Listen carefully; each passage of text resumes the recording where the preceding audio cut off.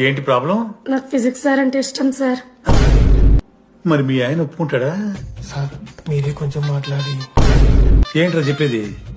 అంటే physics sir కి maths madam కి కెమిస్ట్రీ బాగా కుదిరింది, అవును వాళ్ళు ఇష్టపడ్డారని చెప్పి దీన్ని మొగుడు చెప్పి నన్ను బ్రోకర్ అవ్వమంటావా? ఆల్రెడీ స్టూడెంట్స్ తో చచ్చిపోతాం, ఇప్పుడు కొత్తగా లెక్చరర్స్ తయారయ్యారా? ఈ పెద్దోళ్ళు మన ప్రేమని ఎప్పుడూ ఒప్పుకోరు. పదదారులు మనం లేచిపోయాం. వీళ్ళు లేచిపోతే పిల్లలు క్లాసులు ఎవరు చెబుతారా?